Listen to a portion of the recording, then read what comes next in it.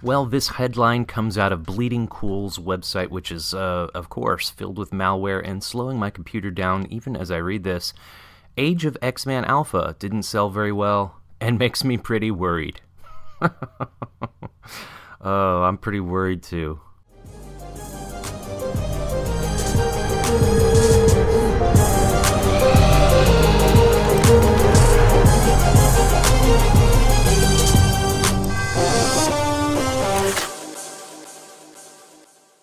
Now, I just want to be completely clear about what I am worried about. Specifically, I'm worried that this entire run of X-Men is going to completely kill these characters and destroy all of the continuity and all of the stories that we love so much from the past. X-Men is my favorite franchise. And I will get to that in just a second here. Right here, 2 articles I'm going over. This first one, this is the top 10 Bleeding Cool bestseller list as compiled by a number of comic stores from their sales on Wednesday and Thursday. It measures what are known as Wednesday Warriors, those who can't wait till the weekend to get this week's comics. We salute you and the keenness you bring to your passion. Why, thank you. Thank you. Every single Wednesday, I am in my local comic book shop buying comic books, buying comics, which, by the way, I got 4 Alterna titles last week. Alterna is my favorite company. Just incredible books at a very low price point, usually $1 or $1.50 for their books. So let's get to these bestsellers. Looks like DC takes the top 3, Heroes of Crisis, Detective Comics, and Justice League Annual. And then, of course, you have coming in at 4 and 5, Spider-Man, Captain America. Age of X-Men rated number 6. That's actually pretty high for how horrible that book was. And if you want to know how horrible that book was, just watch my last video. Watch my last video. It was it was a train wreck. It was an absolute train wreck. There was nothing good about that book whatsoever. And here's what's even scarier to me. They're trying to use that as a springboard to announce all of their new X-Men titles coming up, which are just, you know, it's going to be a bunch of new events. 6 new books, in fact, are coming out for X-Men, and I just have a bad feeling about it. They're probably going to suck. Listen to this. Our sales are super low thanks to the big freeze this week. With the weather being so cold, it kept a lot of people away, which, of course, we would rather be safe than sorry. Hope to see things bounce back next week. Now, that's a common thing that you hear people say about sales. Hope to see things bounce back next week.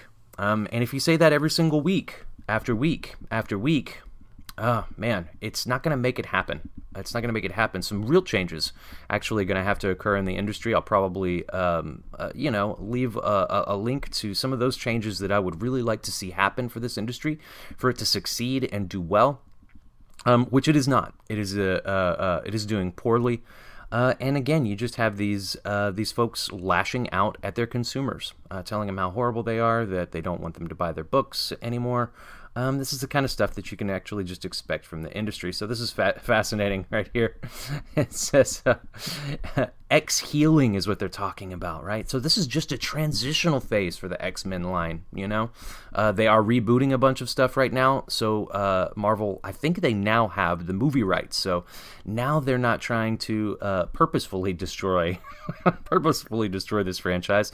They're doing it on accident, or they're doing it subconsciously. Someone must hate X-Men. Someone really must hate X-Men because of the way that they're writing these books. Again, Exiles is over. Weapon H is over, or it's going to be over.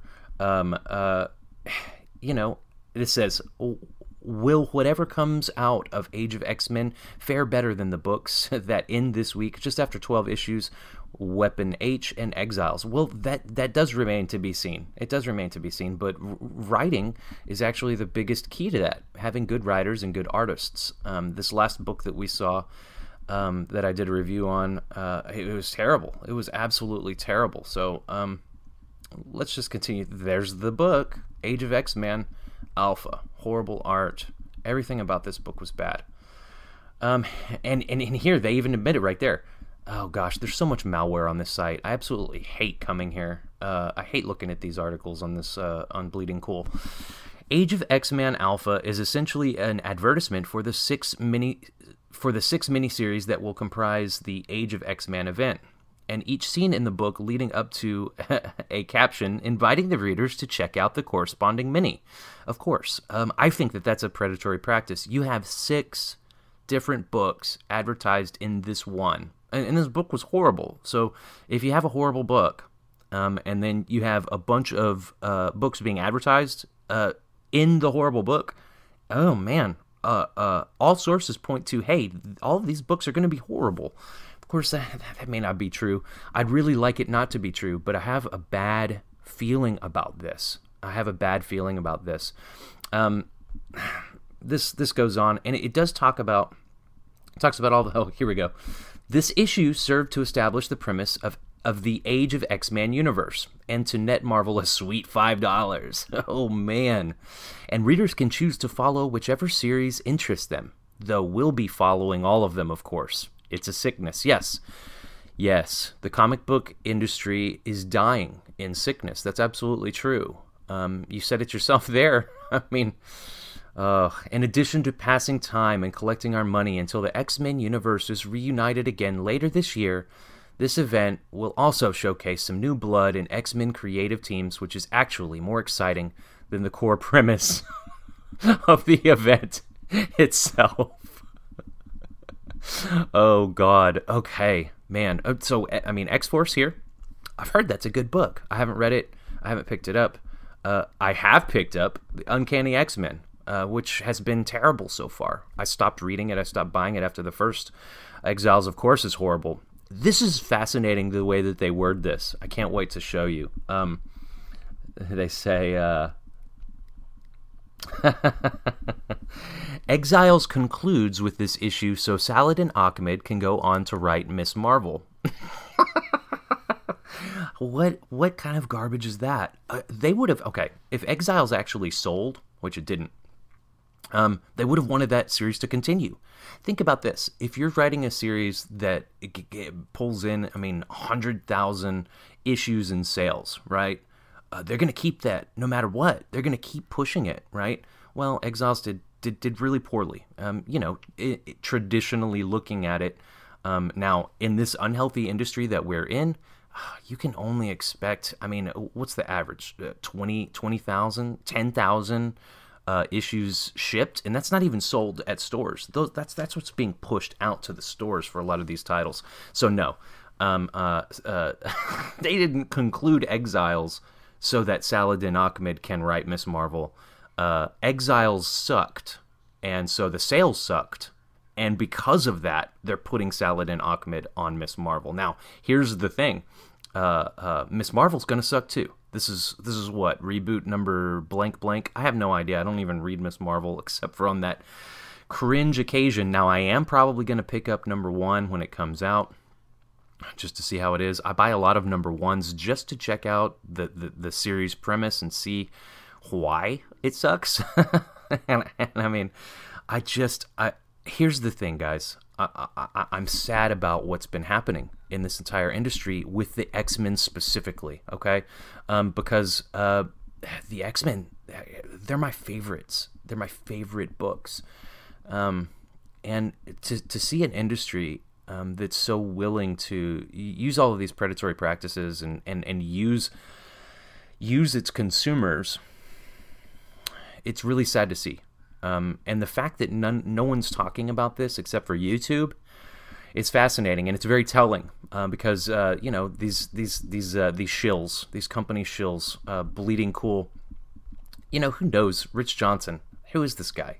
Does he want to work in the industry? Probably so. He probably wants to write for Marvel. He admittedly writes political cartoons. So, hey. If you're a political cartoonist and you're already far left, why don't you come join us over at Marvel so you can defame anybody who has different politics than you? Because that's what goes on here. That's exactly what goes on. Once again, I don't really like to participate in the political process. I don't really have a need for it. I think everybody can do that if they wish. I'm very centrist in a lot of things, but I'm a capitalist, and this is funny. This is an entire organization here at Marvel of socialists that are preying on well, their entire fan base. And those of us who do see what they're doing, man, we're pissed. We don't like it. We don't like this crappy writing being pushed on us, this crappy art. It's bothersome. If you picked up a copy of Uncanny X-Men #1, you were probably like, Mrr? Like, if you read it, you were like, this doesn't make sense. This doesn't make a lot of sense. A bunch of events happened, right? And it was like, there wasn't an A leads to B leads to C pushing that story forward. Again, I could talk about this forever. I'm not going to. Here's the deal. We're taking the place of this industry. And it becomes more and more clear, more and more obvious. There's a lot of folks out here making independent comics, and they're doing a very good job of it, a lot of us. And so, check some of the books out. I'll leave a link below. And I'll also leave a link below to my Age of X-Men review that I did. It was really a garbage book, and I have a bad feeling that these are going to be bad coming up. Listen, guys, follow your dreams, chase the vision, write every day, make art every day. You're the gateway into comics.